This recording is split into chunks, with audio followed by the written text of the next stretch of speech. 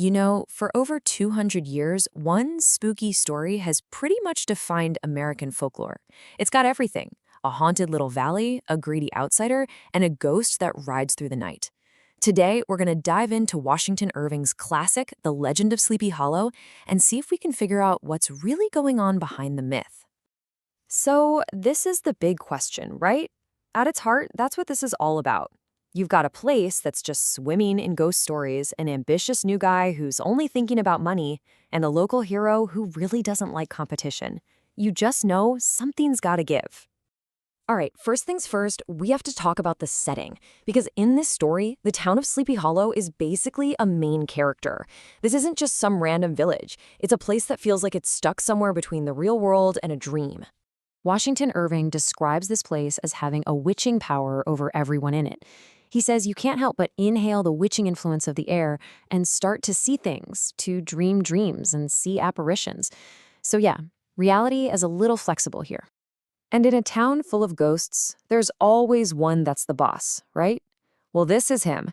Irving actually calls him the commander-in-chief of all the powers of the air. This isn't just a ghost, he is the ghost of Sleepy Hollow. So what's his deal? Well, he's got a whole backstory. He's the ghost of a soldier from the Revolutionary War whose head got, well, knocked clean off by a cannonball, and he spends his nights galloping around looking for it. And that connection to real, recent history is what makes him feel so incredibly real and threatening to the townspeople. So, into this spooky, weird town walks our main guy.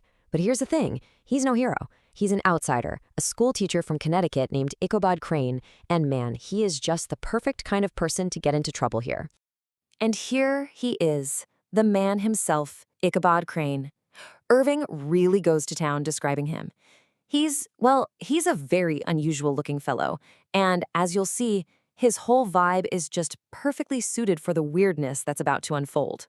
So picture this. He's super tall and skinny, with feet like shovels and a tiny head. But honestly, it's not how he looks, it's how he thinks that really matters. He's a mix of small shrewdness and simple credulity. What does that mean? It means he's clever enough to be greedy, but at the same time, he completely 100% believes in ghosts. And that combination, oh man, it makes him the perfect target in a place like Sleepy Hollow. So what's a greedy, superstitious guy like Ichabod after? Well, he crosses paths with a young woman who basically represents everything he's ever wanted. And boom, that's where the real trouble begins. Meet Katrina Van Tassel. Now, she's described as a blooming lass of fresh 18, and sure, she's beautiful. But let's be real, that's not the main attraction for Ichabod. It's her vast expectations, which is just a fancy, old-timey way of saying she's going to inherit a ton of money and land. And this quote just lays it all out, doesn't it? Ichabod doesn't look at her beautiful family farm and see a happy future with her. Nope, he sees a business opportunity. He daydreams about selling it all off. He's not in love with the girl, he's in love with her assets. Of course, a prize like Katrina isn't going to be uncontested. Ichabod has a rival, and this guy is the town's golden boy, and he could not be more different from our lanky school teacher.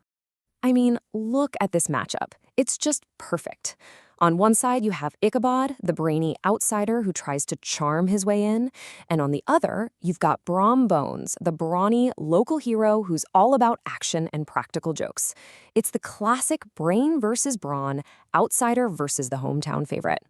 Now, Brom knows Ichabod is way too scared to fight him head-on. So what does he do?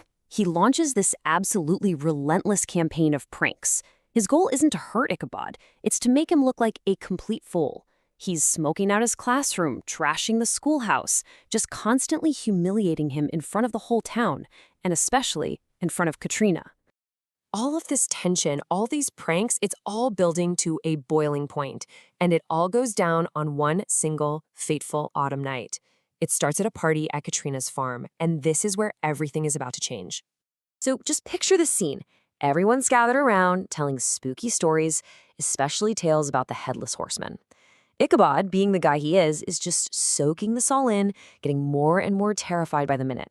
Then he gets a moment alone with Katrina, and it does not go well. He gets shot down, rejected. So now his get-rich-quick scheme is toast, and his head is absolutely buzzing with ghost stories. So now he has to ride home, alone, in the dead of night. through all the most haunted spots in the valley. And it turns out he's not quite as alone as he thought. All of a sudden, he sees this huge, dark shape on a horse behind him, and when he gets a good look at it against the night sky, oh man, it has no head, and it's carrying its own severed head on the front of its saddle. And just like that, the chase is on.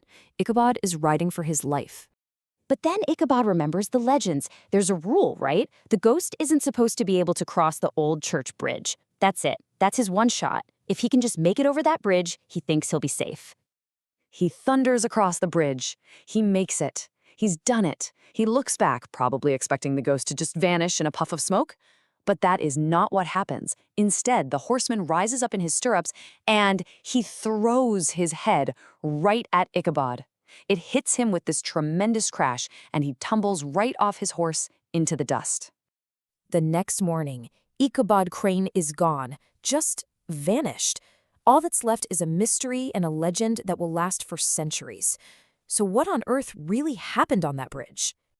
And that's the million-dollar question, isn't it? The question the town and readers like us have been asking ever since. Was this some kind of supernatural attack? Or was it something, well, a little more human? Okay, so let's look at the clues left at the scene. You've got Ichabod's old horse wandering around, the saddle trampled in the mud, and his hat lying near the bridge. But then there's the smoking gun. Right next to the hat is a shattered pumpkin. And that one little detail changes absolutely everything. So this leaves us with two main theories. Theory one, the supernatural explanation.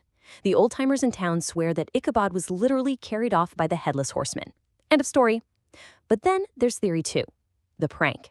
You've got Brom Bones, who just so happens to marry Katrina right after Ichabod disappears, and who apparently would burst out laughing anytime someone mentioned the pumpkin. And that's the genius of it. Irving never tells us for sure. He leaves it up to us.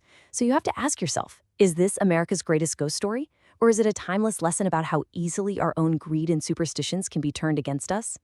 The legend, and what it really means, is for you to decide.